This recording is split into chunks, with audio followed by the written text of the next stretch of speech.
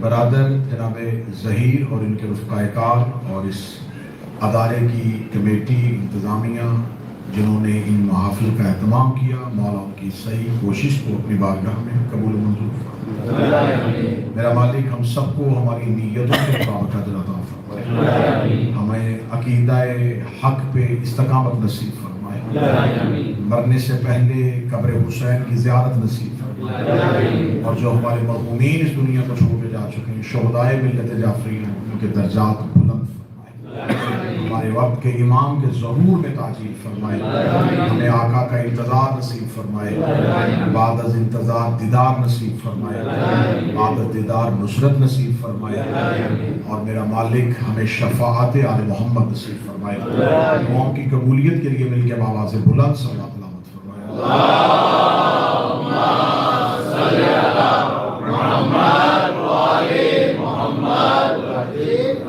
سلسلہ گفتگو یقیناً اذہان عالیہ میں محفوظ ہوگا۔ ہماری گفتگو ہو رہی ہے ہادی اور ہدایت کے موضوع پر، اور اسی ضمن میں جو آیہ کریمہ موضوع سخن قرار پائی ہے اس میں خداوند متعال یہ ارشاد فرما رہا ہے وَجَعَلْنَهُمْ أَئِمَّةً يَهْدُونَ بِأَمْرِنَا، اور اللہ ہی تمہارے لیے امام بناتا ہے تاکہ وہ اللہ کے امر سے تمہاری ہدایت کر سکے۔ پہلی محفل جشن شریکت الحسین کے ساتھ منسوب تھا تو موضوع ہدایت ہی رہا، لیکن اس ہدایت میں خاتون کا کردار کیا ہوتا ہے وہ آپ کے سامنے پڑھا گیا۔ دوسری محفل میں موضوع ہدایت ہی رہا، لیکن گفتگو کا مرکز سرکار کریم کربلا کی ذات تھی، تو اس پہ گفتگو ہوئی کہ مصباح الہدا کون ہے، اور حسین ہدایت کا چراغ ہے تو حسین کون سا رستہ دکھاتے۔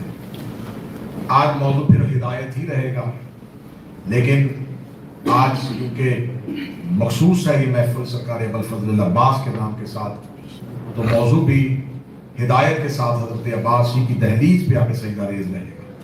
اللہم صلی علی محمد و آل محمد۔ وہ خدا یہ چاہتا ہے کہ انسان ہدایت یافتہ رہے۔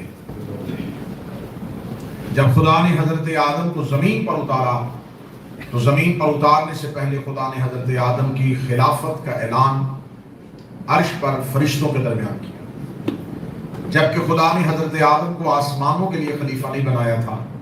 وَإِذْ قَالَ رَبُّكَ لِلْمَلَائِكَةِ إِنِّي جَاعِلٌ فِي الْأَرْضِ خلیفہ، آدم زمین والوں کا خلیفہ تھا، لیکن اعلان آدم کی خلافت کا زمین پہ نہیں ہوا، آسمان پہ ہوا، اور خدا نے ملائکہ کے درمیان فرشتوں کے درمیان حضرت آدم کی خلافت کا اعلان کیا، اور خدا نے ملائکہ سے براہ راست خطاب کرتے ہوئے کہا فَإِذَا صَوَيْتُ وَنَفَخْتُ فِيهِ مِن رُوحِي، جب میں آدم کے ڈھانچے کو درست کر کے اس میں اپنی روح پھونکوں فَقَعُوا لَهُ سَاجِدِينَ، تو تم سب سجدے میں گرو۔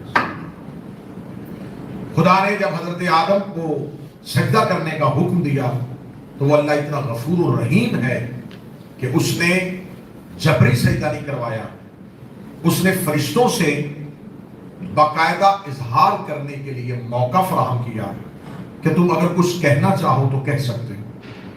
ملائکہ نے اجازت پروردگار کے ساتھ جو مکالمہ قرآن میں لکھا ہے، ملائکہ نے فرشتوں نے اللہ سے گزارش کی کہ میرے مالک تو اسے زمین پر خلیفہ بنا رہا ہے جو زمین پر جا کے فساد کرے گا، خون ریزیاں کرے گا، جبکہ ہم تیری تسبیح کرتے ہیں، ہم تیری حمد کرتے ہیں۔ خدا نے ملائکہ سے کہا جو میں جانتا ہوں وہ تم نہیں جانتے، تمہیں حکم ہے کہ تم سجدہ کرو۔ سب ملائکہ حکم پروردگار کے تحت سجدے میں گر گئے الا ابلیس، سوائے ایک ابلیس کے۔ خدا کہتا اس نے تکبر کیا وَكَانَ مِنَ الْكَافِرِينَ، کیونکہ وہ کافرین میں سے تھا۔ یہ ہے لہجہ قرآنی۔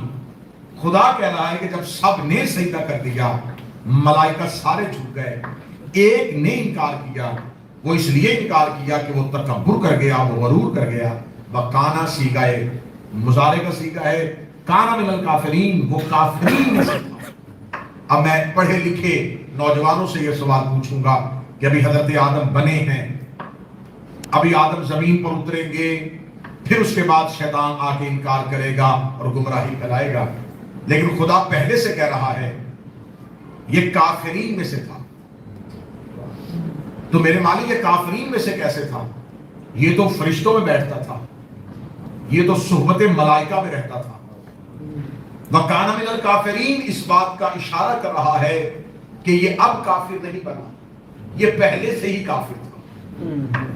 اگر یہ پہلے سے کافر تھا تو اتنی دیر جو فرشتوں کی محفل میں بیٹھا تو خدا نے اٹھایا کیوں نہیں؟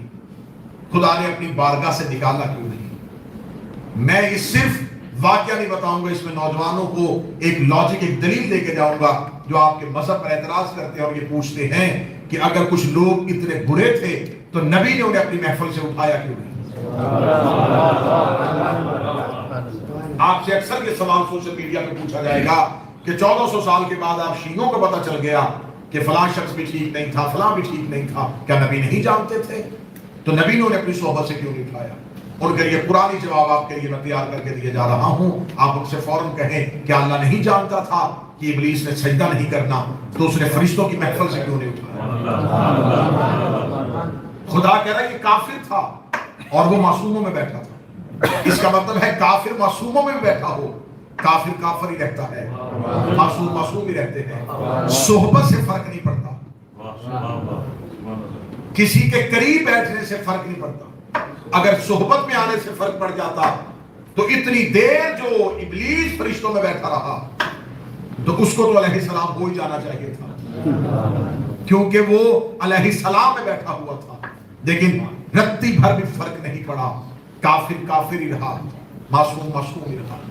تو خدا نے پہلے کیوں نہیں اٹھایا؟ خدا نے انکار کروانے کے بعد کیوں کہا کہ اب تم نکل جا میرے دربار سے، اب تم پر قیامت تک کے لیے میری لعنت رہے گی؟ میرے مالک تو نے پہلے کیوں نہیں اٹھایا؟ تو شریعت کا مسئلہ ہے. میں اس کے لیے مثال دے دیتا ہوں تاکہ بات آپ کے ذہنوں میں محفوظ رہے. خون نجس ہے، ایسا ہی ہے، ناپاک ہے، لیکن اگر باہر آ جائے تو ایک قطرہ بھی خون کا باہر آ گیا تو اب شریعت کا حکم ہے کہ پہلے اسے پاک کرو پھر نماز پڑھنا. تو میرے مالک اندر بھی تو یہی تھا، باہر قطرہ آیا ہے، اندر لیٹروں کی صورت میں. لیکن شریعت کا مسئلہ ہے کہ جب تک اندر تھا تو مسئلہ نہیں تھا. اگر ظاہر ہو گیا ہے تو اسے پاک کرو. نجاست چھپی رہے تو رہنے دو، اگر ظاہر ہو جائے تو اسے پاک کرنے کا حکم. نجاست چھپی رہے تو رہنے دو، ظاہر ہو جائے تو اسے پاک کرنے کا حکم. ابلیس نجاست چھپا کے بیٹھا رہا، خدا نے کچھ نہیں کہا. اسے ظاہر کی، خدا نے نکال دیا. لوگ نجاست چھپا کے نبی کے پاس بیٹھے رہے، نبی نے کچھ نہیں کہا. انہوں نے نجاست ظاہر کی، نبی نے بازو پکڑ کے حجرے سے نکال دی. نجاست چھپی رہے تو رہنے دو. خدا نے کہا نکل جا میرے دربار سے، اب تم پر قیامت تک کے لیے میری لعنت ہے. اب میرا سوال ہے امت مسلمہ سے جو یہ کہتے ہیں کہ صرف عبادت کے دور پہ یہ اللہ راضی کیا جا سکتا ہے. اگر عبادت کی وجہ سے اللہ راضی کیا جا سکتا ہوتا تو 6 لاکھ سال عبادت کی. حیات القلوب المبدل سے لکھا ہے 6 لاکھ سال عبادت کی ہے ابلیس نے، ایک سجدے کا بھی فائدہ نہیں ہوا. اتنا بڑا نمازی، اتنا بڑا عبادت گزار لمحے میں لعنتی بن گیا.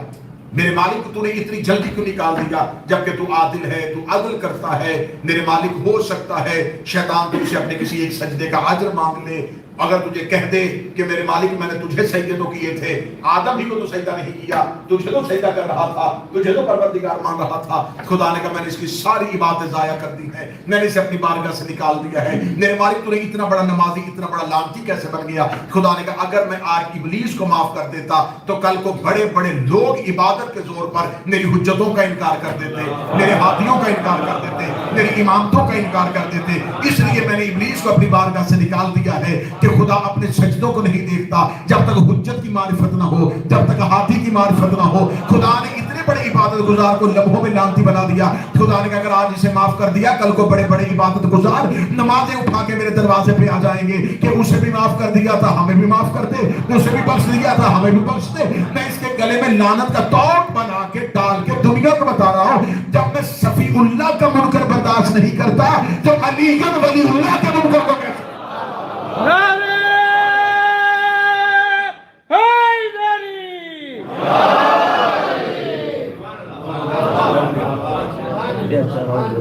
اب ہادی کے مقابلے پہ آنے والا میں پڑھوں گا آج کے۔ ہادی حضرت آدم جو مقابلے پہ آیا، چاہے اس کے پاس عبادت تھی، سجدے تھے، ریاضتیں تھی، کوئی فائدہ نہیں، اس لیے کہ وہ ہادی کے مقابلے پہ آیا۔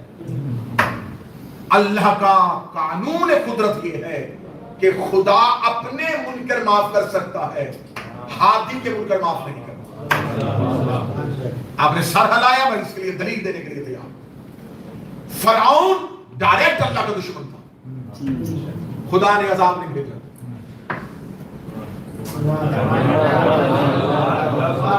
فرعون نے نبی ہونے کا دعویٰ نہیں کیا تھا، رب ہونے کا دعویٰ کیا۔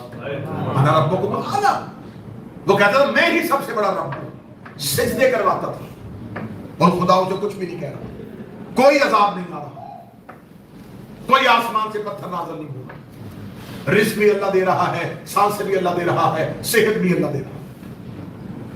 میرے مالک ڈائریکٹ تیرا دشمن ہے، تو اسے سزا کیوں نہیں؟ میں اب بھی ایک اور دلیل دینے لگا ہوں، کیونکہ میں نوجوانوں کو جو سوشل میڈیا استعمال کرتے ہیں مذہب کے ہتھیار دے رہا ہوں، تمہارے دفاعی ہتھیار دے رہا ہوں، تو میں اپنے مذہب کا ڈیفنس کیسے کروں؟ اعتراض ہوتا ہے نا تم پر، علی نے تلوار کیوں نہیں اٹھائی؟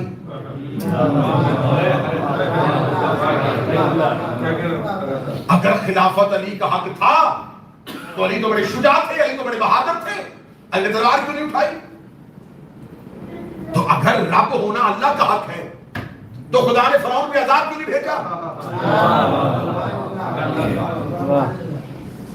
فرعون جیسے کروڑوں بھی ربوبیت کا دعویٰ کر دے، اس کی ربوبیت میں کوئی فرق نہیں آتا۔ وہ رب تھا، رب ہے اور رب رہے گا۔ ہزاروں لوگ تخت پہ بیٹھ کے حاکم بن جائیں، علی کی امامت میں کوئی فرق نہیں پڑتا۔ علی امام تھے، علی امام ہیں اور علی امام رہے گا۔ یہ اعتراض کیا جاتا ہے نا کہ علی نے تلوار کیوں نہیں اٹھائی، علی نے تلوار کیوں نہیں اٹھائی۔ میں نے اس کا ممبر سے جواب دیا تھا کہ اگر آپ کو علی کی تلوار اٹھانے کے لیے اتنی خواہش تھی علی تلوار اٹھاتے تو ہم ساتھ دے دیتے۔ علی نے تلوار کیوں نہیں اٹھائی؟ مولا علی کے دروازے پہ، سیدہ کے دروازے پہ حملہ ہو گیا، تلوار کیوں نہیں اٹھائی؟ علی سے تخت چھین لیا، تلوار کیوں نہیں اٹھائی؟ تو جب جمل میں اٹھائی تھی تو ساتھ دے دینا تھا۔ یعنی علی خاموش رہے پھر بھی اعتراض کہ علی تلوار کیوں نہیں اٹھاتے، اور اگر صفین اور جمل میں اٹھا لیں تو پھر بھی اعتراض کہ علی تلوار کیوں اٹھا رہے ہیں۔ اس کا مطلب ہے کہ دشمنی علی سے ہے، بغض علی سے ہے، کینہ علی سے۔ خدا نے اپنی بارگاہ میں بیٹھے ہوئے کو نکال دیا صرف اس لیے کہ اس نے ہاتھی کا انکار کیا تھا۔ فرعون اللہ کا دشمن تھا، خدا نے کچھ کہا جیسے ہی موسیٰ کے مقابلے پہ خدا نے دریا میں غوطے دے کے خدا نے کہا نہیں فرعون میرا اصول ہے، میں اپنے دشمنوں کو معاف کر سکتا ہوں، اپنی حجت کے دشمنوں کو معاف کر سکتا ہوں۔ نوح کی بیوی، نوح کا بیٹا نبی کے گھر رہ کے اللہ کا انکار کرتے رہے، کوئی عذاب آیا؟ جیسے ہی نبی کو چھوڑ کے پہاڑ پہ چڑھا فوراً خدا نے عذاب کا پانی بھیجا۔ نوح نے سفارش بھی کی، میرے مالک میرا بیٹا ہے، فرمایا کشتی چلا، میں نے تیرے شجرے سے نکال دیا، اب یہ تیرا اہل نہیں رہا، اب یہ تیری اہل بیت نہیں۔ اس کا مطلب جب تک نوح کے گھر میں رہ کے اللہ کا انکار کرتے رہے خدا نے کچھ نہیں کہا، لیکن جب نبی کو چھوڑ کے گئے خدا نے عذاب بھیج دیا۔ کیوں؟ اپنے منکر معاف کر دیتا، حجت کے منکر معاف کر۔ نمرود، شداد جب تک توحید کی دشمنی کرتے رہے خدا رؤوف اور رحیم رہا، لیکن جیسے ہی اللہ کے بنائے ہوئے نبیوں کے مقابلے میں آئے تو وہ جبار اور کمال ہوگی، اس لیے کہ اس کا اصول ہے کہ اپنے معاف کر دیتا۔ ابو جہل ڈائریکٹ اللہ کا دشمن ہے، ایسا ہی، اور نبی سے مکہ میں کہہ رہا ہے کہ اگر تیرا پروردگار اتنا ہی سچا ہے تو اسے کہہ ہمیں قتل کیوں نہیں کر دیتا، ہمیں مار کیوں نہیں دیتا؟ اگر ہم کافر ہیں تو ہم پر آسمان سے عذاب دے۔ خدا نے قرآن میں آیت رکھی ہوئی ہے، رسول نے دعا کی، میرے مالک یہ عذاب کی دعا کر رہے ہیں، یہ کہہ رہا ہے کہ میرے اوپر آسمان سے پتھر نازل کر، آواز بہین کہاں میرے پاس سے وہ منتفی ہے، میں ان پہ عذاب کیسے بھیجوں؟ تو ان کے درمیان رہتا ہے، جہاں تو رہتا ہو وہاں عذاب نہیں آتا۔ آیت قرآن کیا، اور قرآن کسی بھی دور میں پرانا نہیں ہوتا، کتابیں پرانی ہو جاتی ہیں، قرآن پرانا نہیں ہوتا۔ قرآن میں آیت آج بھی موجود ہے تو اس کا مطلب آیت آج بھی دلالت کر رہی ہے۔ خدا نے کہا جہاں تو ہو وہاں عذاب نہیں آتا۔ جس افعال اور برائیوں اور بدکاریوں کی وجہ سے گزشتہ امتوں میں عذاب آئے ہوئے، وہ ساری بدکاریاں اس اکیلی امت میں، ایک ایک گناہ کی وجہ سے اللہ نے پوری قومیں برباد کی۔ کوئی سود لیتے تھے خدا نے برباد کر دیے، شراب پیتے تھے خدا نے برباد کر دیے، بدکاریاں کرتے تھے خدا نے برباد کر دیے۔ جتنی امتوں کے سارے فیض ایک امت میں ہیں، عذاب کیوں نہیں آ رہا؟ پتھر کیوں نہیں ٹوٹ رہے؟ زمین کیوں نہیں پھٹ رہی؟ کیونکہ قرآن کی آیت موجود ہے، جہاں محمد ہو وہاں عذاب نہیں آتا۔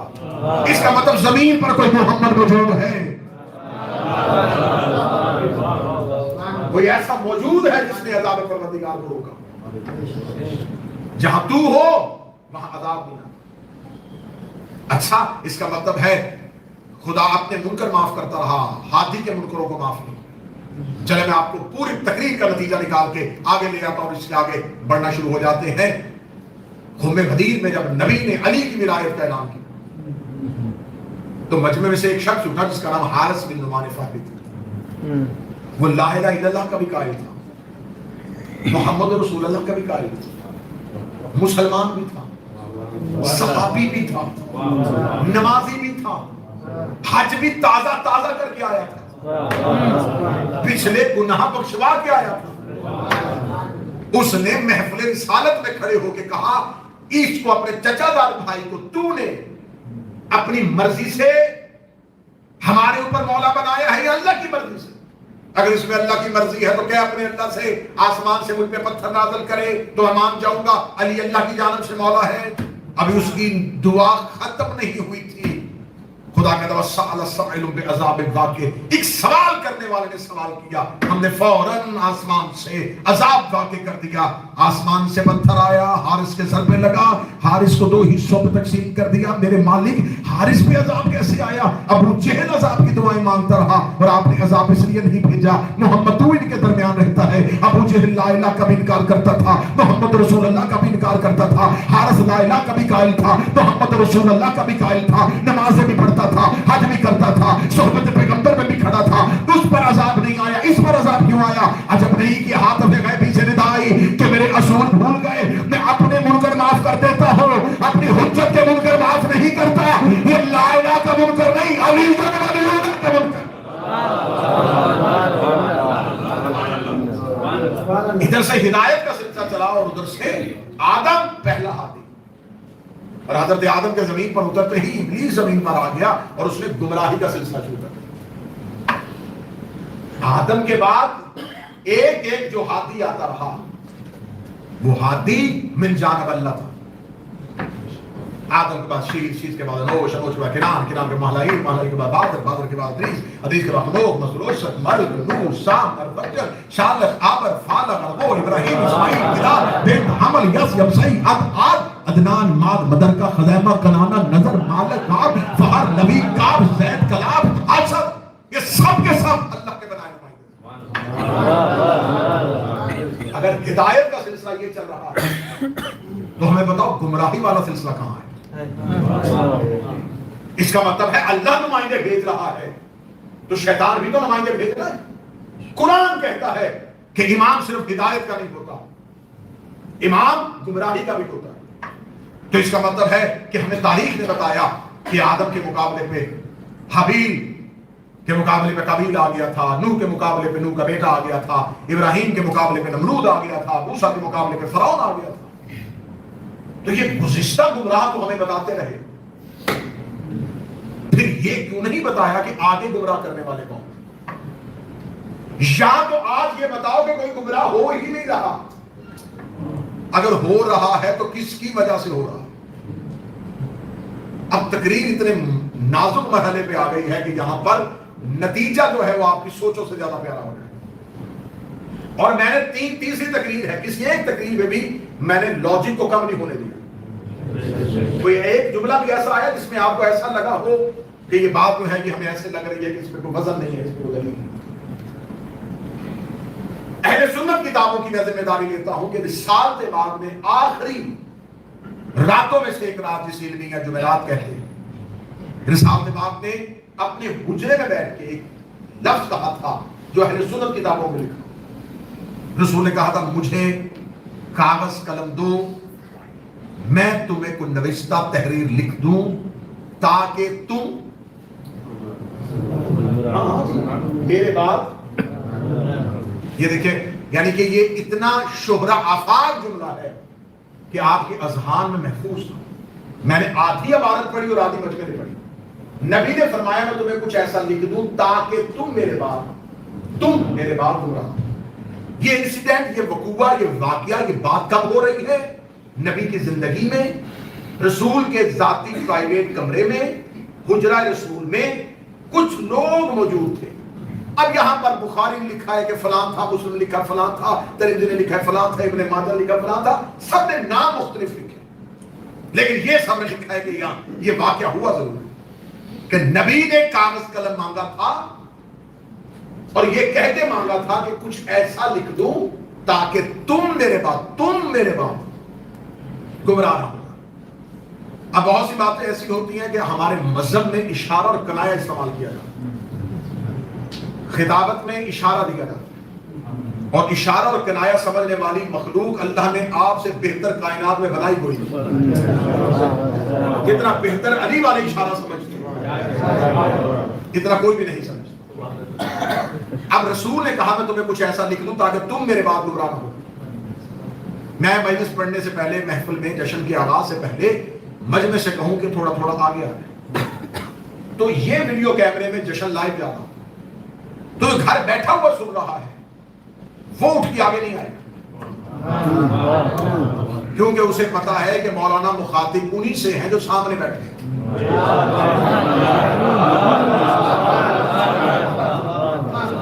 ماشاءاللہ، جو پہلے ہی بول گئے 100 میں سے 100 جنہوں نے ہلکا سا پاز لیا، اس کا مطلب آپ کا مائنڈ ابھی اپنی پروسیسنگ میں چل رہا ہے۔ انہیں فوراً پتا چل گیا کہ بھائی کہ جب انہوں نے کہا ہے کہ آگے آگے آ جائے تو انہیں کہہ رہے ہیں تو سامنے بیٹھے، ہمیں حکم بھی نہیں، ہمیں کہا ہی نہیں تو ہم کیوں اٹھے؟ ہم تو گھر بیٹھے دیکھ رہے ہیں۔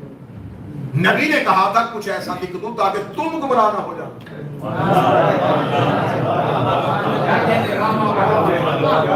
اچھا، اس دور کے لوگوں نے نبی کی وہ حدیث، وہ فرمان ہمارے اوپر ڈال دیا کہ نبی تمہیں بچانا چاہتے تھے۔ قبلہ تشریف فرمائے، قبلہ منتظر حسین، اشارہ تب کیا جاتا ہے جب مشار علیہ موجود ہو۔ اگر نبی ہمیں مخاطب کر رہے ہوتے تو نبی ان سے کہتے کچھ ایسا لکھ دوں تاکہ تمہارے بعد آنے والے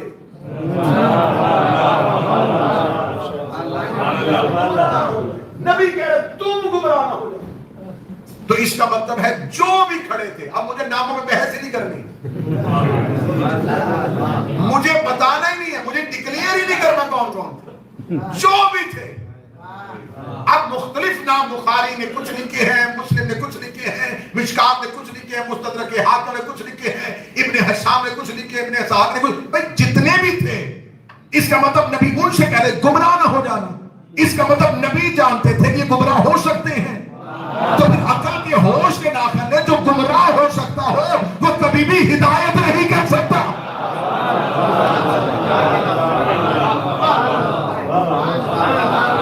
اب نبی نے جنہیں بھی کہا، جسے بھی کہا، وہ جو بھی ہوگا، اس کا مطلب ہے کہ اگر ان کو گمراہ ہونے کا اندیشہ ہے تو جو خود گمراہ ہو سکتا ہو وہ ہاتھی نہیں ہوتا. اور خدا کہتا ہے میں امام بناتا ہی اسے ہوں جو ہدایت کر سکتا ہوں. اس کا مطلب جو گمراہ ہو سکتا ہو وہ امام نہیں ہوتا.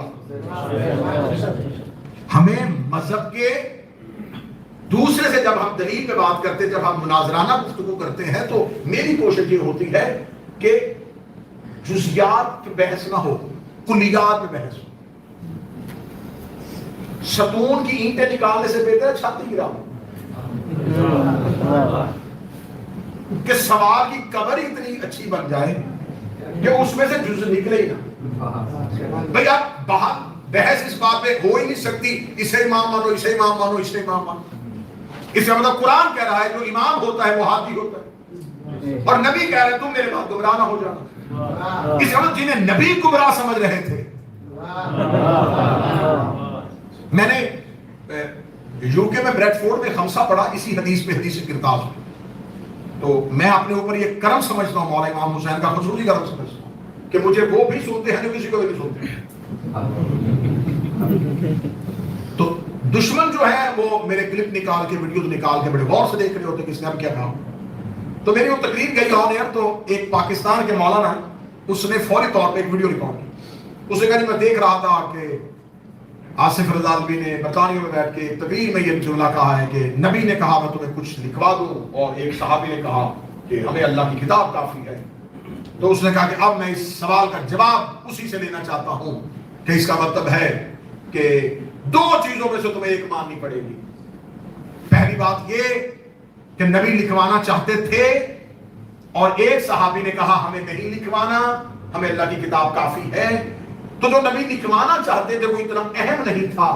اگر اہم ہوتا تو نبی ضرور لکھواتے، کیونکہ وہ اللہ کا نبی ہے، اور جس چیز کا اللہ حکم دے وہ کسی ایک شخص کے انکار سے نبی رک نہیں سکتا. تو نبی کو وہ ضرور لکھوانا چاہیے تھا. لیکن اگر نہیں لکھوایا تو اس کا مطلب وہ ڈاکومنٹ اتنا اہم نہیں تھا، وہ بات اتنی ضروری نہیں تھی.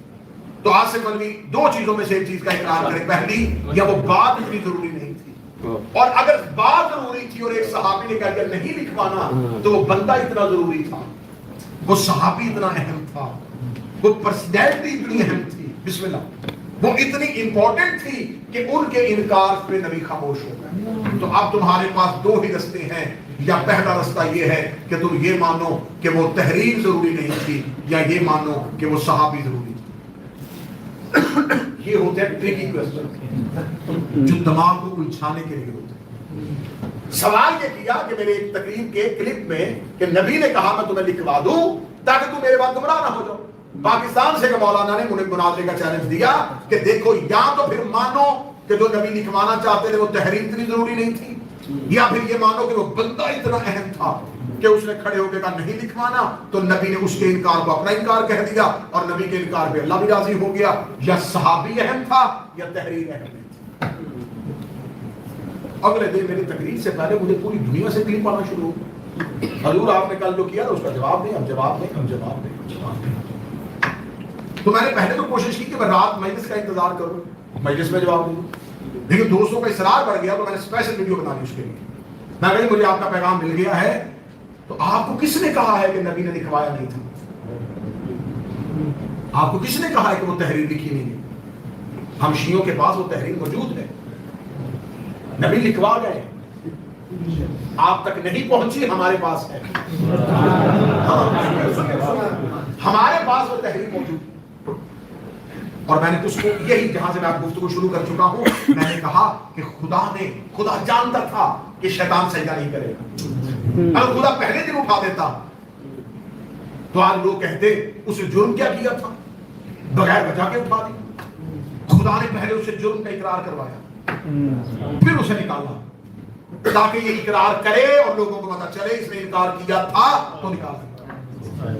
نبی نے کہا میں تمہیں ایسا لکھ دوں تاکہ تم میرے بعد گمراہ نہ ہو جانا. جس کے لیے لکھوانا تھا وہی اٹھ کے کھڑا ہو گیا. تو لکھا تو گیا، بتا دو نبی گئے کہ جن سے محفوظ رہنے کے لیے تمہیں کہنا تھا کہ میرے بعد کسی ایسے کو نہ ماننا جو نبی کے قول کا انکار کرے. اس کا مطلب ہے کہ خدا کہہ رہا ہے کہ میں نے ہدایت کے رستے کو گمراہی کے رستے سے علیحدہ کر کے تمہیں نکالا. اب یہ تم پہ میں نے چھوڑ دیا ہے, تم شکر کرتے ہو یا کفر کرتے ہو. اب اللہ جبری طور پر تمہیں ہدایت والا امام نہیں بنوائے گا. اللہ تمہارے انتخاب پہ چھوڑے گا, تم اب مانو, تم فیصلہ کرو کہ تم نے کس امام ماننا ہے. جو ہدایت کرتا ہے اسے ماننا ہے یا جو گمراہ کرتا ہے اسے ماننا ہے. ہادی وہ ہو جو ہدایت کرتا ہے. کل کی تقریر میں نے آپ کے سامنے یہ نتیجہ نکالنا تھا, حسین سے بڑا ہادی کوئی نہیں. اتنا بڑا ہادی جس کی ہدایت کے رستے کو کربلا کہتے ہیں. سارے مسلمان نماز میں دعا کرتے ہیں. نماز میں ہر صورت بدلی جا سکتی ہے. سورہ حمد میں بدلی جاتی ہے. سورہ حمد کو بدلنے کی گنجائش ہی نہیں. اس میں ہر مسلمان دعا کر اہدنا الصراط المستقیم, ہدایت دکھا, ہدایت کر کے مجھے. اب یہاں پہ آگے ترجمے میں اختلاف ہے. ایک ترجمہ یہ کہ ہمیں صراط مستقیم دکھا, ایک ترجمہ ہے صراط مستقیم پہ قائم رکھ. دونوں ٹھیک ہیں. بعد مجھ پہ سوال کریں کہ دونوں ٹھیک ایسے ہو گئے, جو کہہ رہے دکھا انہوں نے ابھی تک صراط مستقیم دیکھا ہی نہیں, اور جو کہہ رہے ہیں قائم رکھ, اس کا مطلب صراط مستقیم کو مان چکے ہیں. اب قائم رہنے کی دعا کرتا ہے. سورہ حمد پڑھنے کے بعد چلے میں اس کے لیے پھر ایک اشارہ دینے لگا, دیکھوں گا کتنے % لوگ ذہنی طور پہ حاضر ہیں. اشارہ دوں گا, صرف اشارہ دوں گا, بات کو کھولوں گا. میں یہاں پر تقریر کرنے کے لیے آؤں اور کوئی مجھے دوست کہے کہ مولانا دعا کیجئے گا, میری اولاد نہیں ہے تو اللہ مجھے اولاد دے, تو میں جب دعا کروں گا تو وہ آمین کہے گا, اس کا مطلب اس لمحے اس کے پاس اولاد نہیں تھی. 1 سال بعد میں دوبارہ آیا, اسے اللہ نے بیٹا دے دیا.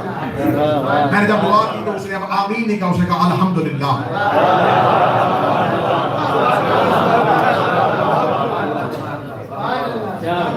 تو کسی بھی مسجد میں جا کے دیکھ لینا, اگر نمازی سورہ حمد کے بعد الحمدللہ کہہ رہے ہیں, سمجھو انہیں صراط مستقیم مل چکا ہے. اور اگر کوئی آمین کہہ رہا ہے تو ابھی تک انہیں صراط مستقیم ملا ہی نہیں.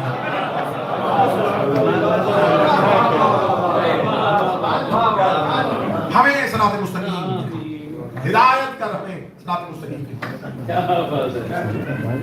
صراط مستقیم ملا علی مدکی کاری اہل سنت کتاب کا نظر ایمار, اس میں لکھا ہے مدینے کی مسجد تھی, نبی بیٹھے ہوئے تھے, ایک صحابی نے کہا یا رسول اللہ ما ھذا صراط مستقیم, یہ صراط مستقیم کیا ہے؟ نبی خاموش ہو گئے. نبی نے تقریر دوبارہ شروع کر دی. وہ بندہ ادھر سے آ گیا, یا رسول اللہ صراط مستقیم کیا ہے؟ نبی نے چہرہ ادھر پھیر دیا. وہ صحابی اٹھ کے ادھر آ گیا, یا رسول اللہ میں پوچھ رہا ہوں صراط مستقیم کیا ہے؟ ملا علی مدکی کاری اہل سنت کہتے ہیں 3 مرتبہ اس نے سوال کیا, 3 مرتبہ نبی نے نظر انداز کیا. 4تھی مرتبہ بندہ اٹھنے سے پہلے مسجد کا دروازہ کھلا اور علی ابن ابی طالب مسجد کے اندر داخل ہو گئے. نبی نے صحابی سے کہا اب کھڑے ہو کے وہی سوال تمہارا دوہرا. اس نے کہا میں نے پوچھا ہے صراط مستقیم کیا ہے؟ نبی نے اپنے دائیں ہاتھ کی انگلی کو علی کی جانب لگا, ھذا علی صراط مستقیم, یہ میرا علی. اس کا مطلب ہے صراط مستقیم علی کا رستہ, کیونکہ صراط مستقیم کے آگے صراط الذین ہے, یہ جمع کا صیغہ ہے. رستہ ان لوگوں کا دکھا. عبادت تیری کرتے ہیں, مدد تیری مانگتے ہیں, رستہ تیرا نہیں. رستہ الذین, ان لوگوں کا دکھا جن پر تیرے انعام نازل ہوتے رہے ہیں, جن پر تیری نعمتیں نازل ہوتی ہیں. کیونکہ سورہ حمد میں جب بندہ نماز میں, کیونکہ آپ ماشاءاللہ نمازی ہی ہیں سارے, گھر میں پڑھیں گے, مسجد میں پڑھیں ضرور. جب بندہ مسجد میں آتا ہے, بارگاہ پروردگار میں آتا ہے, یا مصلی میں کھڑا ہوتا ہے, تو میں ہمیشہ بچوں کو اس کے لیے آسان کر کے میں نے اس نماز کا ایک طریقہ بتا جو پوری دنیا میں پھیلا تھا, کہ نمازی جب نماز پڑھتا ہے تو اب ہمارے ہاں اصل میں مسئلہ یہ ہوتا ہے کہ جب نماز میں جب مصلی میں کھڑے ہو جاتے ہیں تو جو خیال کبھی بھی نہیں آتا تو نماز میں. ہمارا کیونکہ پاکستان پنجاب اور پنجاب کا شہر فیصل آباد, یہ صنعتی شہر ہے, انڈسٹریل ایریا ہے, تو زیادہ لوگ بزنس کرتے ہیں. تو جتنے غیر شیعہ ہیں اور وہ بزنس مین ہیں, ان کی مسجدیں بھری ہوتی ہیں نماز میں, بہت زیادہ نماز پڑھتے ہیں. تو میں نے ایک پوچھا مولانا سے, میں نے کہا ماشاءاللہ آپ بہت زیادہ نماز پڑھتے ہیں اور دکان کھلی چھوڑ کے مسجد میں چلے جاتے ہیں. تو اس نے کہا نماز بھی پڑھاتا ہوں اور حساب بھی کراتا ہوں. جو حساب یقین کیجیے, جو حساب کاؤنٹر میں بیٹھ کے نہیں ہوتا, یقین کریں ایسے ایسے قرضے یاد آ جاتے ہیں لوگوں کے لکھے ہوئے ہیں. کیوں؟ عبادت میں ذہن حاضر نہیں. نماز بدنوں کے حاضر کرنے کا نام نہیں، نفسوں کے حاضر کرنے کا نام. میں تو ہمیشہ ممبر سے کہا کرتا ہوں، کھوکھلے جسم مسجدوں میں لانے سے بہتر ہے نفسوں کو مسجد میں لے جاؤ. نفوس آئے جب اللہ کی بارگاہ میں بندہ آ جاتا ہے. اب ہماری مجبوری کیا ہے؟ میں نے اس پہ ریسرچ کی تھی، اس پہ تحقیق کی کہ نمازی کا دھیان نماز میں کیوں نہیں ہوتا. اس کی وجہ یہ ہے کہ نماز ہے عربی زبان میں، ہماری زبان عربی، اور نماز بچپن میں یاد کروا دی جاتی ہے. ماں باپ بچپن میں بچے کو نماز یاد، اور جو چیز بچپن میں یاد ہو جائے وہ حافظے میں محفوظ ہوتی ہے، لیکن رٹی ہوئی معنی کے ساتھ نہیں. بچپن میں یاد ہو گئی تو اب وہ رٹی ہوئی ہے. اب جو ہی مصلی پہ آئے اللہ اکبر کہا، وہ جو بچپن کی رٹی ہوئی تھی وہ ساری پڑھ ہونی شروع ہو گئی. ذہن زبان کا ساتھ ہی نہیں دے رہا، ذہن کو پتہ ہی نہیں کہ وہ کیا پڑھ رہا، کیونکہ رٹی ہوئی ہے زبان میں خود بخود پڑھی جا رہی ہے، اور ذہن خیالات میں منتشر ہے، کبھی ادھر سو جا رہی ہے کبھی ادھر سو جا رہی ہے. اب آپ نے اگر اپنے ذہن کا فوکس لے کے آنا ہے تو اس کا طریقہ کار کیا ہے؟ اس کا طریقہ کار یہ ہے، جب آپ اللہ کی بارگاہ میں جائیں تو اللہ کی بارگاہ میں جا کے جب آپ نماز کے لیے کھڑے ہوتے ہیں، یہ آپ کی اللہ کی اور بندے کی پرائیویٹ میٹنگ ہے جس میں کوئی دوسرا نہیں، کیونکہ آپ نیت کر چکے ہیں قربتاً الی اللہ. آپ نیت کر چکے ہیں میرے مالک اب یہ جو میں تیری عبادت کرنے آیا ہوں یہ کوئی اور مقصد نہیں ہے، یہ صرف میں تیرے قریب ہونا چاہتا ہوں. تیری میری دوری بڑی بڑھ گئی ہے، ڈسٹنس بڑا ہو گیا، ہم ایک دوسرے سے دور بڑے چلے گئے، تو یہ ایک اٹیمپٹ میں کرنے لگا ہوں تاکہ تھوڑا سا میں تیرے قریب ہو جاؤں. یہ کہنے کے بعد بندہ اللہ کے بارگاہ میں حاضر ہوتا ہے اور دونوں ہاتھ اٹھاتا ہے اللہ اکبر.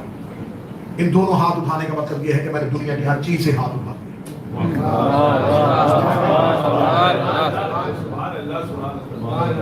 میں تیرا مجرم تھا، میں نے گرفتاری دے دی، ہینڈز اپ، میں تیری بارگاہ میں حاضر ہوں، اب مجھے اس دنیا سے کچھ بھی نہیں ملا. یہ کہہ کے ہاتھ اٹھائے دنیا سے اور اللہ کی بارگاہ میں کھڑا ہو. اب خدا کی بندے سے گفتگو شروع. خدا نے کہا آ گیا ہے میرے دروازے پہ، الحمدللہ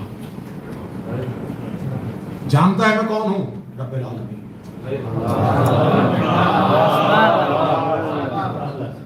اتنی دیر نہیں آیا، مجھے ڈر نہیں لگا، اور رحمان الرحیم میری طاقت کا اندازہ ہے، مالک یوم الدین. اب مجھے چاہتا کیا ہے، ایاک نعبد، اور کیا چاہیے، ایاک نستعین. کس بات کی مدد چاہتا ہے، اہدنا الصراط المستقیم.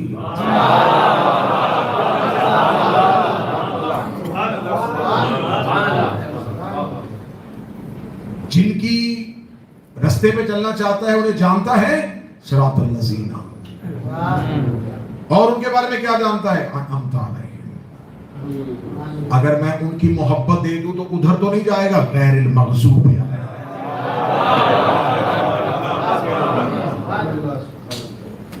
یہ ہے اللہ کی بندے سے پرائیویٹ. اگر تصور میں ہو کہ میں اللہ سے گفتگو کر رہا ہوں تو آپ کو پتا چلے کہ آپ کا رکوع کیا ہے اور آپ کا سجدہ. جو آپ پیشانی زمین پر رگڑ رہے ہیں، اس پیشانی کا رگڑنے کا مقصد کیا ہے، اللہ تم سے چاہتا کیا ہے. اللہ تمہیں زمین پر جھکانا نہیں چاہتا. اللہ یہ نہیں چاہتا کہ معاذ اللہ میں اپنے ہی بنائے ہوئے انسان کو ذلیل کروں. خدا یہ چاہتا ہے کہ وہ میرے سامنے اتنا عاجز ہو جائے، اتنا عاجز ہو جائے کہ اسے اپنی پیشانی بھی زمین پر رکھتے ہوئے شرم محسوس نہ. ہدایت کا رستہ ہے تو گمراہی کا رستہ ہے. کل میں نے آپ کے سامنے بتایا کہ حسین سے بڑا ہاتھی کوئی نہیں، لیکن اگر حسین مل جائے تو آپ دیکھنا یہ ہے کہ حسین اگر مل جائے تو پھر حسین کی ہدایت پہ چلنا کیسے. کربلا پڑھنا آسان ہے، کربلا سننا آسان ہے، کربلا پہ چلنا بڑا مشکل. کربلا عروج انسانیت کا نام ہے، تو جس کے لیے آج کی شب سجی ہوئی ہے، اس سے بڑا اطاعت گزار حسین کوئی نہیں. اب میں اردو ادب کا ایک جملہ کہنے لگا، حضرت ابوالفضل العباس کی ذات. اتنا اطاعت گزار ہے اپنے مولا کا میرا مولا ابوالفضل عباس۔ حسین کی ابرو کا اشارہ جس کے لیے وحی کا درجہ رکھتا تھا،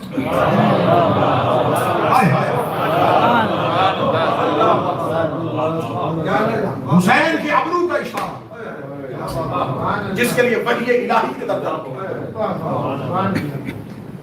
وہ عباس جو اپنے مولا کے سامنے سر جھکا کے رکھے۔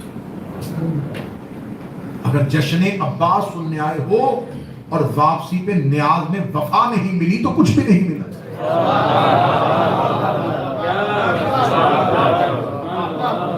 حسین سے وفا کیسے کرنی ہے یہ عباس سے سیکھو۔ علماء کرام تشریف فرمائیں، کیا زیارت پڑھتے ہوئے جملہ کہتے ہیں، السلام علیکم اے عبد صالح، تم پر ہمارا سلام، ہم گواہی دیتے ہیں تو اللہ کا بھی مطیع ہے، اس کے رسول کا بھی اطاعت گزار ہے۔ تو نے اپنے مولا کی ایسی اطاعت گزاری کی ہے، ایسی اطاعت گزاری کی ہے۔ منبر پہ پڑھ دیتے ہیں نا، ذاکرین پڑھ دیتے ہیں، خطبہ پڑھ دیتے ہیں کہ حضرت ابوالفضل عباس جو تھے وہ شجاع تھے، لڑنا چاہتے تھے، اور حسین نے انہیں لڑائی کی اجازت نہیں دی، لیکن وہ چاہتے تھے میں لڑوں اور حسین چاہتے تھے نہ لڑے۔ کبھی بھی نہیں ہو سکتا عباس وہ چاہیں جو حسین نہ چاہتے۔ کسی کا کمال ہو اور اسے کسی کی اطاعت میں روک لیا جائے، اسے شجاعت کہتے ہیں۔ حضرت عباس کی خاموشی ہی کربلا میں ان کی شجاعت ہے کہ اتنا بہادر ہو کے، اتنا شجاع ہو کے امام کے حکم میں خاموش ہے۔ حضرت ابوالفضل عباس کی شجاعت کا بڑا بہترین شادمہ میں جملہ قبلہ، حضرت ابوالفضل عباس کی شجاعت کا قرآن احترام حسین میں جزدان سے باہر آیا ہی نہیں۔ جس کے نیام میں سوئی ہوئی تلوار عرب کے بہادروں کی آنکھوں سے سونے کی طاقت چھینے۔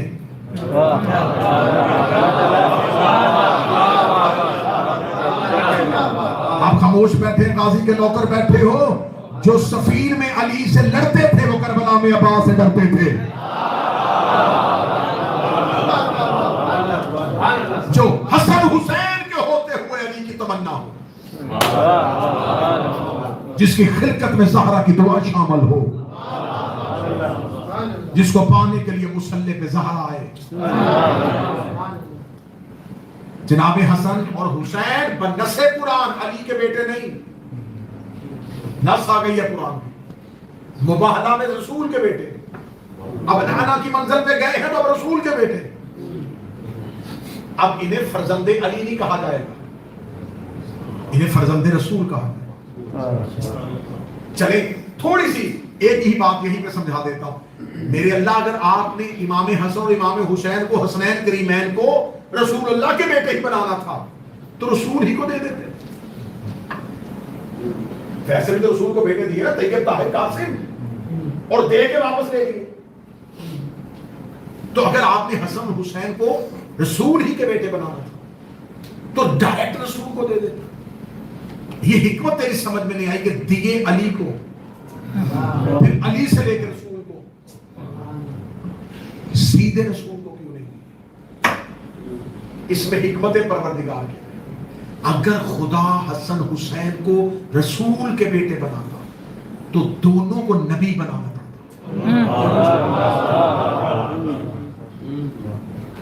دونوں کو نبوت دینی۔ وجہ بتا دو، اس لیے کہ رسول ہے سید الانبیاء، رسول کے پاس ہر وہ صفت ہے جو باقی نبیوں کے پاس۔ اگر کوئی نبی کمال میں میرے نبی کے برابر ہو گیا یا افضل ہو گیا، پھر سید الانبیاء یہ نہیں رہے۔ اور نبیوں میں سے بہت سے نبی ایسے ہیں جن کے بیٹے بھی نبی ہیں۔ جناب ابراہیم بیٹا نبی، یعقوب بیٹا نبی۔ تو اگر نبی کے بیٹے حسن حسین ہوتے اور نبی نہ ہوتے تو پھر قیامت والے دن سید الانبیاء ابراہیم اور یعقوب ہو جاتے، کیونکہ ان کی اولاد میں نبوت اور نبی کی اولاد میں نبوت نہیں۔ اب یہاں تو پھر نبی کا دروازہ کھلا ہوتا لیکن نبوت کا دروازہ بند ہو چکا تھا، نبی اور بھیجنا کوئی نہیں تھا۔ اللہ نے نبوت کو بھی محفوظ رکھنا ہے اور اسے بھی سید الانبیاء رکھنا ہے، لہذا بیٹے علی کو دے کے پھر نبی کے بنا دیا۔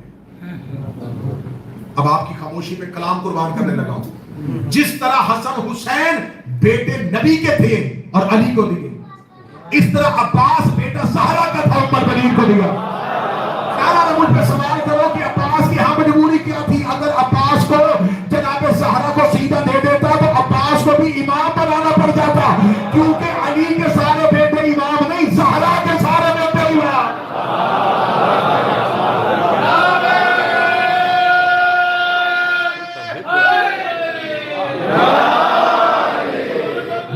امامت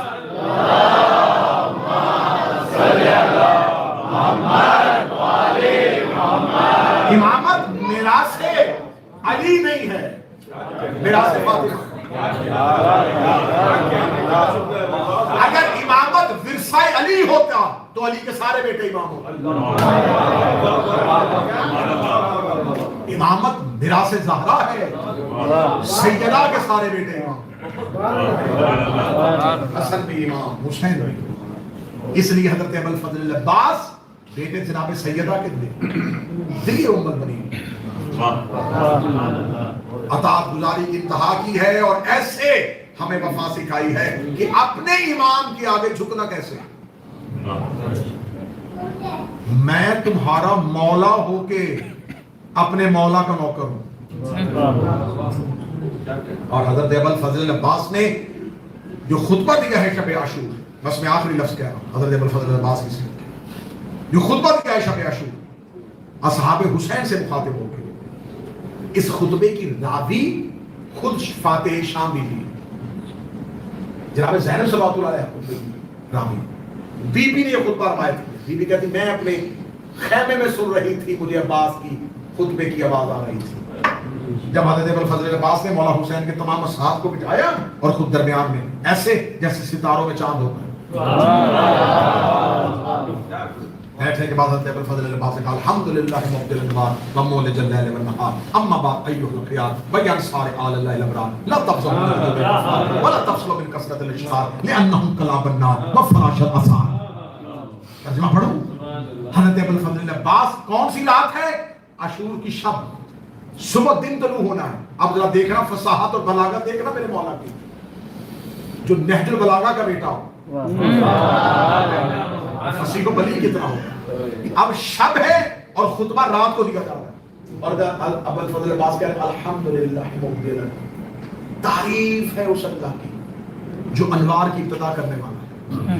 اور خطبہ کیونکہ رات کو دے رہے ہیں، ومولج اللیل والنہار، جو رات سے دن کو نکالنے والا ہے.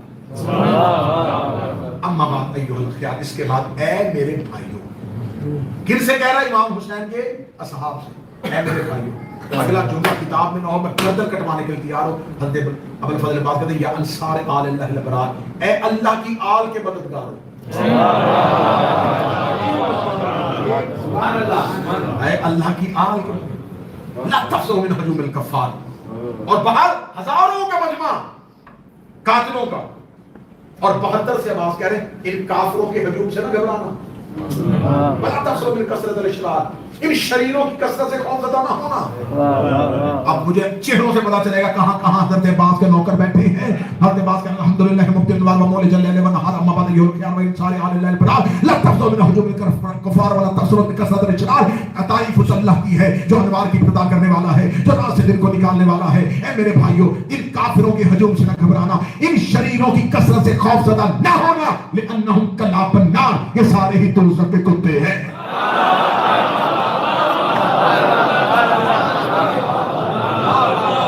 یہ لہجہ وہی ہے جو خندق میں رسول کا تھا، خندق میں نبی نے کہا تھا کون ہے جو اس کتے کی زبان پر ہے؟ وہی لہجہ عباس استعمال کرے. لأنهم كلاب النار، یہ دوزخ کے کتے ہیں. وفراش الاثار، یہ سارے گناہوں کی پیداوار ہے. میری مجبوری ہے، مجھے ممبر کی تحریر اجازت دے رہی، ورنہ میں فراش الاثار کا پورا ترجمہ کرتا. حضرت ابوالفضل العباس نے کہا یہ سارے ہی زنازانے ہیں، یہ سارے ہی گناہ کی پیداوار ہیں. اور اتنا جوش والا خطاب کرتے ہوئے، اتنا ولولہ انگیز خطاب کرتے ہوئے، جو ہی حسین کے نوکروں پہ نظر پڑی، 3 دن کے پیاسے ہونٹوں پہ نظر پڑی، اور حضرت عباس کیا کہے؟ انتم لوگ البریہ وخلاصۃ الخلیقہ، تم تو اللہ کے چنے ہوئے لوگ، تم تو مخلوقات کا خلاصہ ہو، تم تو اللہ کے چنے ہوئے لوگ ہو، تم تو مخلوقات کا خلاصہ ہو. لقد اختارکم اللہ فی ذرۃ الاول. تمہیں پتا ہے کہ اللہ نے تمہیں ذرۃ اول سے چنا ہے. یہ 72 کا انتخاب زمین پہ نہیں ہوا. حضرت ابوالفضل عباس کہہ رہے ہیں اللہ نے تمہیں چن لیا تھا پہلے ہی دن سے. تم چنے ہوئے لوگ. کیوں چنا تھا؟ لنصرت النبی وفرحت ولی، تاکہ تم اس کے نبی کی نصرت کر سکو، اس کے ولی کے لیے شادمانی کا باعث بن سکو. اب پہلے تعارف کن کا کروایا؟ جو باہر کھڑے تھے قاتل، ان کا تعارف کرا یہ کون ہے، پھر بتایا تم کون ہو. پھر اس کے بعد حضرت ابوالفضل عباس نے اپنے سینے پہ ہاتھ رکھے، الستم تعرفونی انا ہیبۃ الجبار انا طلبۃ القرار انا سیف صاحب ذوالفقار. جو تم میں سے جانتا ہے وہ جان لے، جو نہیں جانتا وہ بھی جان لے. انا طلبۃ القرار، میں قرار کی طلب ہوں.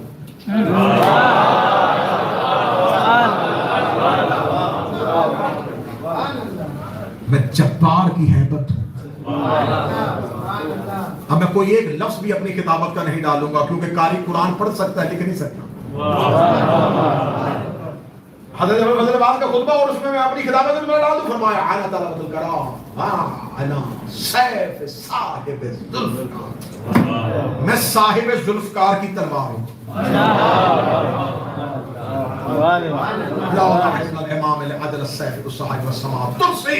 اگر میرا امام مجھے حکم دے میں صبح کو انگلیوں کو تلوار بنا دوں گا، آسمان کو ڈھال بنا دوں گا. میں مقتل میں جا کے میدان میں جا کے ایسے لڑوں گا کہ جبرائیل مجھے اشش کر کے داد دے گا اور اسرائیل کانپتا ہوا ان کے نپاک بدنوں سے روح نکال کے میرے قدموں میں ڈھیر کرے گا. حضرت ابوالفضل عباس بلبلہ انگیز خطاب کر رہے تھے. یا حسین کے اصحاب میں سے دوڑتا ہوا باہر گیا اور دوڑتا ہوا اندر آیا. عباس کا کیا ہوا ہے؟ کہا مولا میں نے دیکھا ابھی ابھی لشکر جزیز سے ایک شخص گھوڑے میں بیٹھ کے خیام حسینی کی جاسوسی کرنے کے لیے آیا تھا. اتنا کہنا کتابیں کہتی ہیں حضرت ابوالفضل عباس تیزی کے ساتھ دوڑے. عباس زمین پہ گر گئی. عباس نے بغیر زین پہ فرض رکھے ہوئے، عباس نے زین رکھے ہوئے، عباس گھوڑے کی پشت پر سوار ہوئے. عباس نے اپنے گھوڑے کو دبایا. کربلا کے ٹیلے پہ جا کے فوجیں اشقیاء لشکر یزید کی آنکھوں میں آنکھ ڈال کے حضرت عباس کے جملے ہیں یا فجار تو کفار اے فاجروں اے کافروں اے نسبت الفجور اے گنہوں کی رات کی پیداواروں، کہ تمہیں یاد ہے کہ تم شب ہجرت بیت نور کی تلاشی لینے کے لیے آئے تھے، لیکن آج یہ سوچ کے آنا اس رات نہیں سوچ آتا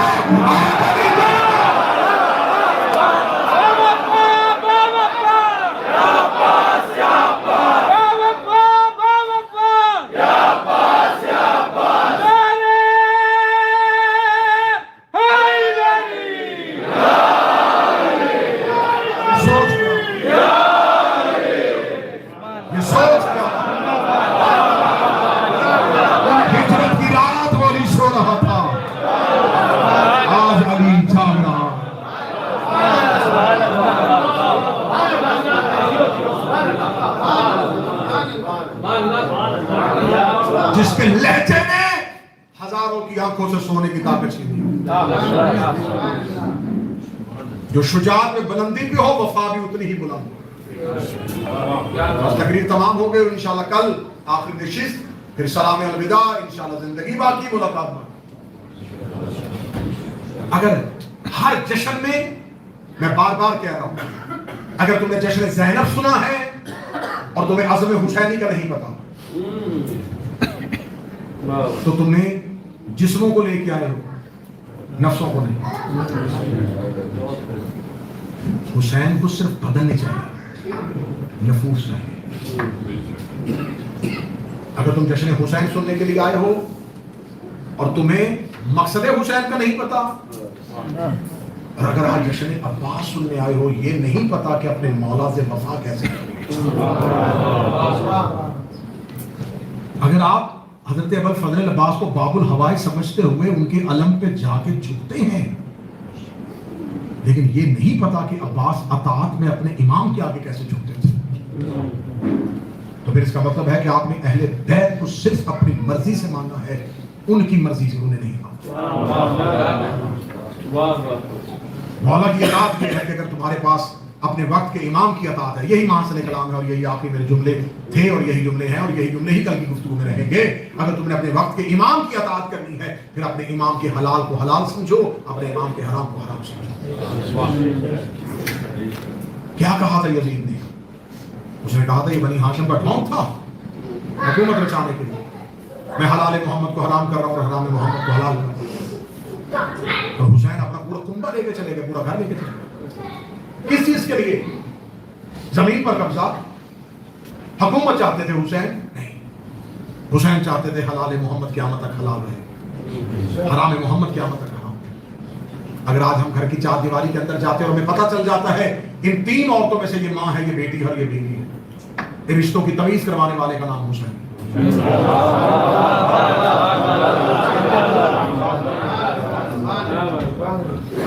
اگر حسین نے تمہیں چار دیواری کے اندر رشتوں کی تمیز دی ہے اور اسی چار دیواری کے باہر جا کے تم رشتوں کی تمیز بھول جاتے ہو, تمہیں محرم اور نامحرم کا خیال نہیں رہتا. تمہیں اس ملک نے بڑے قوانین میں اجازت دی رکھی ہو, لیکن یاد رکھنا تم دنیا کے کسی بھی کونے, کسی بھی خطے, کسی بھی علاقے میں رہو, تم رہو اس ملک میں پابند حسین کے رہنا. آپ ہندوستان کے ہیں یا پاکستان کے ہیں, آپ یہاں پر قانونی طور پہ ہندوستان اور پاکستان کا جھنڈا نہیں لگا سکتے, کیونکہ جس ملک میں رہو اسی کا پرچم ہو. لیکن یہ وحد ہے کائنات کا بادشاہ فاتح عباس, اس کا علم ساری دنیا میں رہ رہا ہے. تو اس کا مطلب ہے کہ دھرتی کوئی بھی ہو, پاسپورٹ کوئی ہو, ویزا کوئی ہو, جاب کوئی کرتے ہو, پابند تم حسین کے, تم مکتب کربلا کے پابند ہو. ایک لمحے کے لیے بھی اس دائرے سے باہر نکلے تو باہر لشکر یزید ہے. یہ سوچ کے اپنے اپنے ذہنی طور پر دلائل بنا لے رہے نہیں نہیں نہیں جدید دور ہے کچھ نہیں ہوتا, جدید دور ہے کچھ نہیں ہوتا. مذہب موم کی ناک نہیں ہے کہ اپنی مرضی سے ٹیڑھی کرو. میری مائیں بہنیں بیٹیاں کو سن رہی ہیں, بات کہا جاتا ہے نہیں پردہ کرنے کی ضرورت کیا ہے, پردہ تو سامنے والے کی آنکھ میں ہوتا ہے, سامنے والے کو چاہیے پردہ کریں, ہمیں پردہ کرنے کی کیا ضرورت ہے. اچھا اگر سامنے والے کی آنکھ میں پردہ ہوتا ہے تو بغیر چادر کے نماز پڑھ کے دکھا, یا اللہ کی آنکھ میں پردہ نہیں ہے؟ اگر خدا کی بارگاہ میں جاتے ہوئے سر ڈھانپنا ضروری ہے اس کا مطلب ہے کہ وہ جو تمہیں چاہتا ہے کہ تم چھپی ہی رہو, تم حجاب ہی میں رہو. سرکار آیت اللہ خمینی رضوان اللہ سے فرانس میں ایک صحابی نے پوچھا کہ تم ایران کی خواتین کو جنگل کی خاتون بنا رہے ہو پردے کروا کے, انہیں جدید معاشرے میں جینے کے اسلوب کیوں نہیں سکھا رہے؟ انہوں نے کہا جنگل میں جا کے دیکھ لیتے ہیں, اگر تو جانور پردہ کر کے چل رہے ہیں تو میری عورتیں جنگلی ہیں, اگر اڑیاں پھر رہے ہیں تو پھر تیری عورتیں جنگلی ہیں.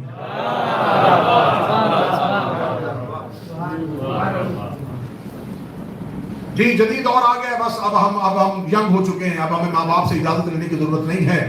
کس لیے؟ یہاں کا لا کہتا ہے. اچھا یہاں کا لا کہتا ہے تم قرآن کے لا کو دیکھو. ہم علی ولی اللہ پڑھتے ہیں تو اللہ نے تمہارے گھر میں 2 ولی رکھے, ماں بھی ولی ہے, باپ بھی ولی ہے. زبان سے علی ولی اللہ پڑھنا اور گھر والے ولیوں کی بات ہی نہ ماننا تو سمجھو پھر علی ولی اللہ بھی نہیں. میں سخت جملے کہنے کا عادی نہیں ہوں, سخت طریقے سے نہیں, مواعظ حسنہ کے طریقے سے ہی بات پہنچ جائے. جتنے میرے ینگ نوجوان دوست بیٹھے ہیں, تم اس مذہب کا چہرہ, تم اس مذہب کا تشخص ہو, تم اس کی پہچان, تمہارے روزانہ کے اعمال تمہارے وقت کے امام کے سامنے رکھ, اور تمہارے ایک گناہ کو مٹانے کے لیے امام اپنی آنکھ کا ایک آنسو دے, اور اگر چاہتے ہو کہ وہ روتے رہیں ٹھیک ہے, لیکن اگر تم نے دن میں ایک دن ایسا کرنا ہے کہ تم نے صبح اٹھنے کے بعد, میں دوست بن کے مشورہ دے رہا ہوں, میں خود تم جیسا ہوں, میں پہلے اپنے آپ کو تقوی کی نصیحت کروں گا پھر آپ کو کروں. میں کوئی آسمان سے اتری ہوئی مخلوق نہیں ہوں کہ میں آپ کو گناہگار سمجھتا ہوں, خود کو پارسا سمجھوں. ہم سب اس کا حصہ. ایک دن ایسا کرنا ہے کہ صبح اٹھ کے آپ نے کہنا ہے آج کا دن میں نے اپنے امام کے نام پہ گزارا. پھر اس کے بعد دن میں جو جو کام کرتے رہنا ذہن میں پہلے سوچ لینا امام راضی ہوں. اگر تیرے اندر سے آواز آئے کہ راضی ہے، بچوں کو بات سمجھا دیں. آپ صبح کو نماز کے اٹھنے کے لیے الارم لگے گا. جیسے ہی الارم بولے گا اندر سے دو آوازیں بولے. پہلی الارم بول گیا اٹھ جاؤ. دوسری ساتھ ہی بات آئی رات لیٹ سوئے تھے، تھکے پڑے تھے، ابھی اٹھ گیا نیند خراب ہو جانی، کام میں بھی جانا ہے. یہ دو آوازیں اندر لڑ رہی ہیں. ایک آواز بار بار آئی جا رہی ہے اٹھ جاؤ، کچھ نہیں ہوتا، 2 رکعت نماز ہی تو ہے. دوسری آواز آئے گی کل سے انشاءاللہ کل سے. یہ جو دو آوازیں آ رہی ہیں، ایک امام کی آواز ہے، ایک شیطان ہے. ہر صبح تم نے فیصلہ کرنا ہے کہ تم نے کس کی آواز پہ لبیک کہا. اگر تم نے مسلسل امام کی آواز کو نظر انداز کیا تو پھر تمہارے اندر سے دو آوازیں آنا بند ہو جائیں، پھر ایک ہی آئے. اور اگر تم نے شیطان کی آواز کو ہرا دیا پھر بھی ایک ہی آئے.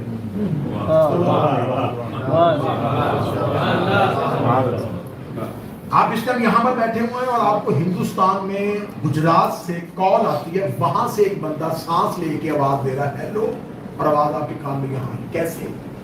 اس کا مطلب ہے کہ یہ جو آپ کے اوپر ایئر سپیس ہے اس کے اندر آوازیں جو ہیں وہ آ رہی تھی، آوازیں یہاں پر محفوظ تھیں.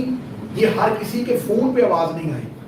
آپ کے پاس ایک ڈیوائس تھی، آپ کی فریکوینسی اس کے ساتھ میچ ہو گئی اور آپ کو آواز اپنے باپ، اپنی ماں، اپنے دادا، اپنے نانا کی آنی شروع ہو گئی. اس کا مطلب ہے کہ ڈیوائس کی فریکوینسی میچ ہو جائے تو آواز آ جاتی ہے.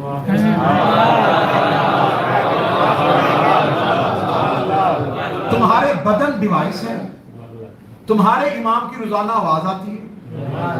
اگر تو فریکوینسی میچ ہو گئی اور تمہیں آواز آنی شروع ہو گئی تو یقین کرو کہ پھر تمہیں کسی کے آگے جھکنے کی ضرورت ہی نہیں.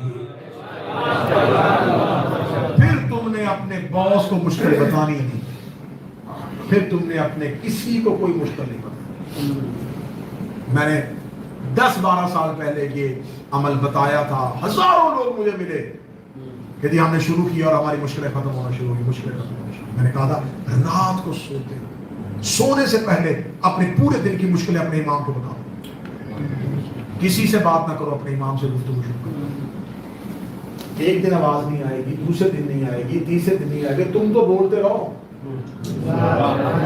وہ دعا مانگتے ہوئے بھی تو کہہ دیتے ہو نا کہ یہ دے دیں اور مل جاتا ہے.